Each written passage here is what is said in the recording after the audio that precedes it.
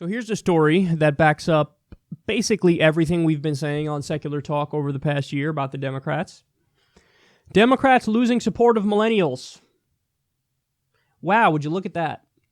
We just covered the story of Steny Hoyer, one of the top Democrats in the country, getting involved in a Colorado primary, Democratic primary, and backing a corporate lawyer candidate over a candidate who's pushing for Medicare for all and free college and a bunch of other left-wing issues. So the DCCC is rigging it in favor of the corporate lawyer against the actual left-wing candidate. Just like the 2016 election. They didn't learn. They doubled down. And then they'd probably be stunned to read this fact. Whoa! What? But don't you... Trump bad. Don't you see Trump bad? He bad. So you're for me, right? No, that's not enough. What are you for? You're not for anything. You're neoliberal, centrist, corporate hacks. So here's what they say in The Hill. Democrats are losing support among the millennial bloc of voters, according to a new Reuters Ipsos poll published Monday.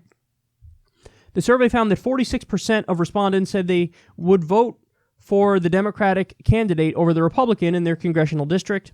That number is down 9 points from 55% who said they would back a Democrat in a survey taken during the same time frame 2016. Wow. Down 9 points from 55%. 28% of residents in the poll published Monday said they would vote for the Republican, which was up 1% from 2016. Reuters noted that support for Democrats is particularly fading among white voters in the 18 to 34 age bracket. While 47% of white millennials said they would vote for the Democratic candidate in 2016, only 39% said they would back the Democrat this year. That number was equaled by those who said they would support the GOP candidate. It's not like these young white millennials were like, I'm going to leave the Democrats and vote for the Republicans. Their take is more or less, hey, fuck the Republicans, but I'm not going to just de facto vote for the Democrats. Why? Because they know, hey, there are corporate Democrats who I oppose vehemently, and there's also left-wing Democrats who I can support, Bernie Sanders-style Democrats who I can support, Democrats who are populist who I can support. So the Democratic strategy of going Trump bad, Trump bad, Trump bad, me good, Trump bad, it hasn't gotten us anywhere, and then you mix in the platitudes and the cliches, which are nothing, you're saying nothing, break down the barrier, stronger together, that was all Hillary's campaign was based on, and you throw in some identity politics to boot, people go, oh shit, they're not offering anything. Listen, you know how you win these people back? Very simple. Very simple. Be issues-based. That's it. You know, if you're in favor of legalizing marijuana, immediately you win back a certain chunk of these voters. If you just aggressively advocate for that, immediately. Now, Chuck Schumer came out in favor of it. Great. I want you to keep talking about it. I want you to make it front and center. I want you to run on the issue. They'd never run on it, but they should. Run on legalizing marijuana. Run on Medicare for all. Run on free college. Run on a $15 minimum wage. If you run on the ending the wars, if you run on these things, then not only do you gain back these voters who you lost, you gain the people in the Rust Belt who had voted for Trump. This is what they don't get, or they do get it, but they don't care because they'd rather fucking lose with a corporatist than win with a progressive because they're not progressive, because they take donor money and they represent their donors. So isn't it amazing?